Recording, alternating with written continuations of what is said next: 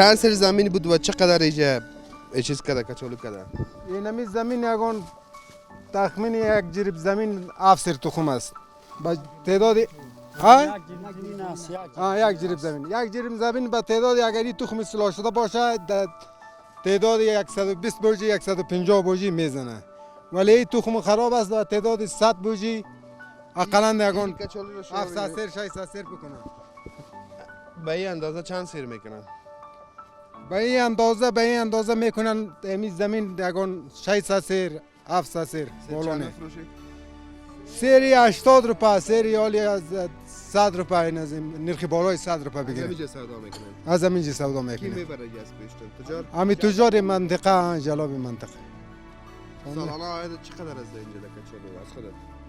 سالانه عاید ما از خود ما کچالو این از این از سودا کنی؟ دیگه زمین از سودا کنی این از یک جریب زمین سالانه 50,000 80,000.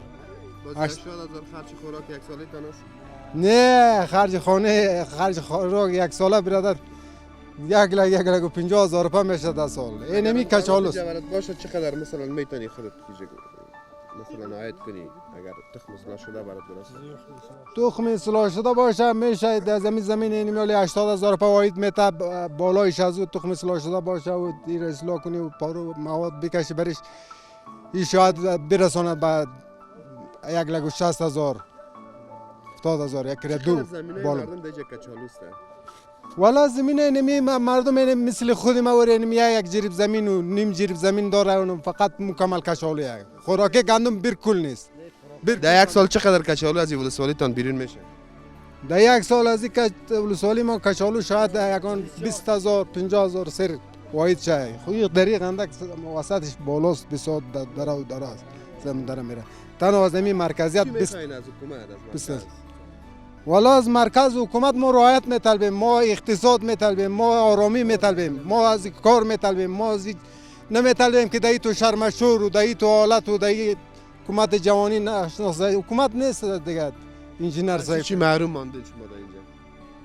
والا از همه شهیات محروم هستیم. انجینر صاحب از اقتصاد محروم هستیم. قاسم اقتصاد که محروم بودی از تمام چیز محروم هستی. انجینر صاحب از تعلیم و تربیه، از مکتب، از تدریس، از همه کل چیز. از بیامنی و این از این حالت جنگ و اضطراری و این از این حالت ها. بی ولسوالی را به نام چی یاد میکردن؟ چرا اینجا جنگ بوده؟ ولسوالی غندک. چرا جنگ بوده اینجا؟ طالب داشته، حکومت بوده، داعش بوده، چی بوده؟ حکومت بود، طالب بود، حکومت و طالب. دیگه کسی نبود، داعش مایش نبود. شما در کدام طرف بوده؟ ما بی‌غرض ما دهقانکار، ما مزدورکار یعنی می غریبی کردن. چند سال اینجا جنگ بود؟ جنگ خود طول 20 سال میکشه که دم 40 سال است که ما تحت جنگ تیر میکنیم. خونم جنگ چریکی و جنگ پوستایی و طالب و دولت و پیش از این خون روسا بود و جنگ بود و این تا که عمری ما است، عمری ما 44 ساله شد انجینر صاحب. دم 44 ساله ما در افغانستان تو روی خوشی و روی امنیت ندیدیم.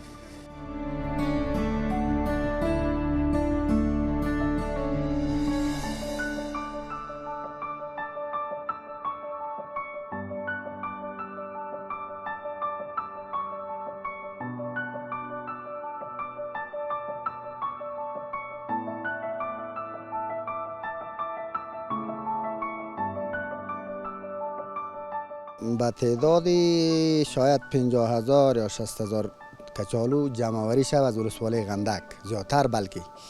ایره تجارای خود منطقه و تجارای خارج از منطقه که از ولایت بامیان ما میآید جمع میکنند یا مکمل انتقال می طرف کابل، مزار، پلخمری، قندوز در این طرف ها میبرند بفروشند. اسبش زمیندار به قیمت ناچیز خریدار؟ خوب است، نه او قدر ناچیز هم خریدار نمیشه. اگر در مزار یا در اونجا 150 و 120 باشه، در اینجا 130، در اینجا 100 روپه 90 روپه در این مقدار میخرن از مردم. این حاصلات مردم در بامیان به خاطر کچالو بسیار خوب است. حاصلاتش کچالو خوب است. باید داشته باشه حاصلات کچالو خوب است در بامیان. چند رقم کچالو در پخته کردن میکنن اینجا؟ خو دو قسم کچالو است بر فعلی. یکی به نام سرخ میگه کچالو سرخ، یک کچالو سفید. همی دو هست، همی هر دو معرج است بین مردم. چند رقم غذا ازش پخته میکنن؟ غذا خو رقم را زیاد غذا پخته میکنه از این که آشپزش در رنگ رنگ غذاها پخته میکنه. شما چند رنگ میتونید اینجا رواج ما در اینجا ریاج ما در 3 قسم 4 قسم ریاج داریم که پخته میکنه. در اینجا پیش از این بولانی میسازه، از پیش از این چیپس میسازه، از پیش از این بریانی یک قسم جور میکنه، از پیش از این تندوری هست، از پیش از این مردم محلی ما که جور میکنه. محلی تندوری جور میکنه، امرای برنجی را جور میکنه. یعنی در می اندازه یا جور میتونه مردم محلی. مشکلاتی که مردم در اینجا داره چی است؟ مشکلات مردم خود زیاد است. از کدامش بیشتر بگویم که چی مشکلات تو سوال کنیم و بگویم که داره. مثلا چرا این مردم محروم مانده؟ محروم اینجا خود ناامنی بوده. تا 20 سال میشه که این منطقه به حسابی ناامنی که بدنام بود که اینجا طالبا وجود داره. حکومت ما بود، اینجا سر ما حکمرانی داشت، ولی چیزی در ما نمیرسید، نمیمد. مردم هر رقم گپ میزد که اونجا نرین، القاعده است، طالبا هست، اونجا این گپا است. کس نمیمد در ما کدام همکاری و کمک و چیز در ما نمیرسون. به خاطری که بریم اونجا طالبا است، ما را جنگ است، اینطور است، به اون خاطر نمیمد. در حالی که هیچ القاعده وجود نداشت. نه به کلی طالب و القاعده وجود نداشت. بخی هم خودی دولتی ها هم اینجا پوسته هایی داشتن، در اینجا بودن چندین پوسته. در 20 سال جنگ های چریکی باز ادامه داشت؟ هر دو طرف هر دو طرف نه. در یک وقتی که در دوره 25 سال پیشی که بود، طالبا آمده بود اینجا یک جنگ کمی ادامه داشت. بعد از او 20 سال پیش دیگه جنگ ادامه نداشت. در این 20 سال کس نامد به خاطر که القاعده است و هیچ جامعه جنگ نبود، هیچ کس هم خبر نشد؟ نه کس نمیمد. به می خاطر از بالاجای میگفت که اونجا منطقه ناامن است، منطقه خوبی نیست، مردم نمیمد. کسایی که میخواست که ما بریم اونجا از مردم یگان چیزی پرسان و سوالی بکنیم، یک آواز مردم برسانیم، به می خاطر نمیمد. ما گفت اونجا طالبا است، شو القاعده است، ما نمیریم. چند فیصد از این مردم باسواد است؟ باسواد شاید اگر 5% باسواد یا 10% باسواد باشه، زیاد باسواد نیستن. باسواد دیگه. چرا محروم ماندن مردم؟ از این ناامنی و جنگ محروم ماندن دیگه. کس نرفتن نبرآمدن جای منطقه. مردم یکی بی بضاعت است، کس نمیتونه پشت کار و غریبی مزدوری میگرده، که داره میگه اقتصاد چیزی میز پیدا شه برای خانه و اولادای خود بتین. چند سال است که در جنگ‌های ذات البینی قومی است؟ جنگ بین قومی نبوده، صرف همینطور یک شایعات بودن که این مردم القاعده و اینطور یک گپ است. به خاطر جنگ بین قومی نبوده. این جنگ‌های مذهبی؟ جنگ‌های مذهبی هم برای 30 سال پیش یا 25 سال پیش زیادتر به خاطر همی جنگ مذهبی میگفت وجود داشت یک مقدار وقت. بازمو هم حل و فصل شده، خلاص شد. چرا خیلی محروم؟ محروم فقط خاطر اینم القاعده ماندیم که اینجا القاعده است، طالب است، کس نمیمد. چقدر نفوذ داره ولسوالی غندک شاید 5000 4000 دمی چرا اینجا را ولسوالی مربوط به ولسوالی شتل ساخته بودن؟ چرا اینجا شبر ساخته بودن؟ چرا اینجا این نام اثرش پس کرده بودن؟ ولی دوباره امارت اسلامی نام برش داره؟ این اصلا مربوط سابق به مربوط ولسوالی شبر بود. باز دم 25 سال پیش که طالب اینجا پیدا شد، ایرا ولسوالی چون که مخلوق زیاد بود، ایرا ولسوالی نام نهاد ماند ولسوالی غندک. 5 سال حکمرانی طالبا که خلاص شد، بعد از او بازی از پس مربوط شبر شد. ایرا حکومت فعلی میگفت که اینجا ولسوالی نیست، ولسوالی ولسوالی شبر است. بعدن که طالبا گرفت دوباره باز اینجا را دمو ولسوالی فعال کرده، ولسوال برای ما رایی کرده، قماندان امنیت رایی کرده، جنایی رایی کرده، همه فرسونلش به اینجا رایی کرده. به نام سابق ولسوالی غندک اداره مستقل. بامیان چند ولسوالی داره؟ بامیان چند ولسوالی داشته باشه؟ ماشون نه 7 ولسوالی فکر میکنم باشه. قدمی ولسوالی غندک 7 ولسوالی باشه شاید 6 میبوده. تشکر بسیار زیاد. همچنان از شما تشکر.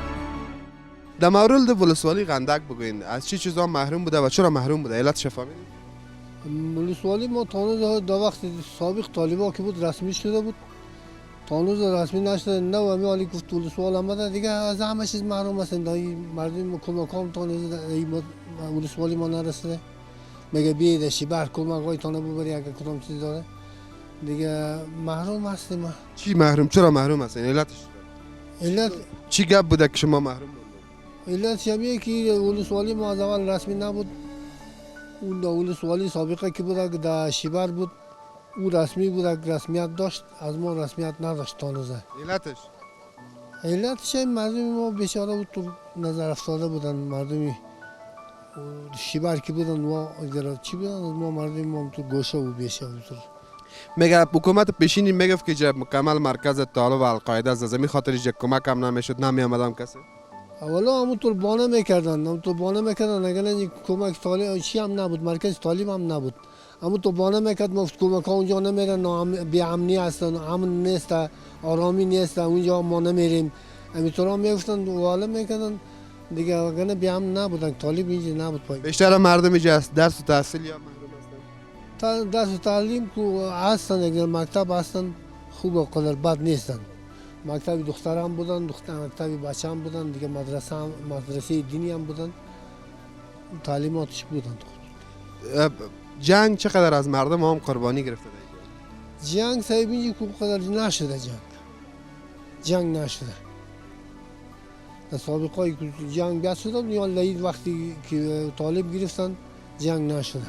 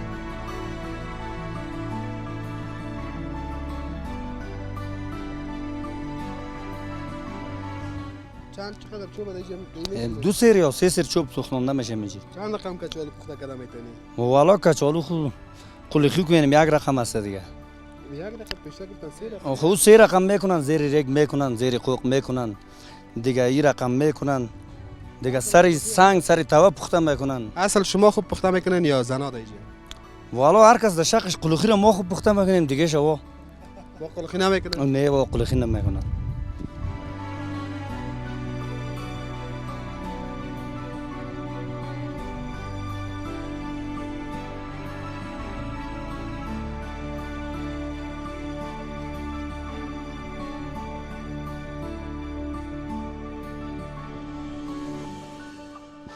ملک قلخی ما ماستا پخته میشه یعنی از اینجا دیگه ما قول خودت محمدی صاحب دسلاف میکنیم یک تا بسم الله الرحمن الرحیم این غذای وطنی ما شما بالخصوص قلوخی و محلی غذای محلی منطقه ماست که ایره فلحاظ خود ما شما ایره شروع پختیم ان شاء الله مساله میکنن ایره پخته میکنن همه ساله اما وقتی سیزن که چالو که بخلاص شدن میایه اینمی قلوخی را هر کسی که اینجا به خاطر یک میله میان از این استفاده میکنه که این غذا را میپسند حالا تو فکر کن که چقدر خوان ناک معلوم میشه کسای دیگه مثلا هست که خانم ها مثلا در خانه ها میکنن خانم ها جایی که میله میروند میکنن بله اما اکثرا ایتو همه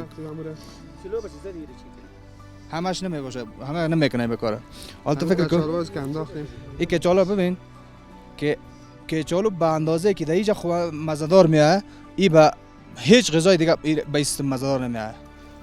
نسازیم سرخ است یک دقیقه سرخ است. واقعا مردم بیا قایم بگی که زیاد داغم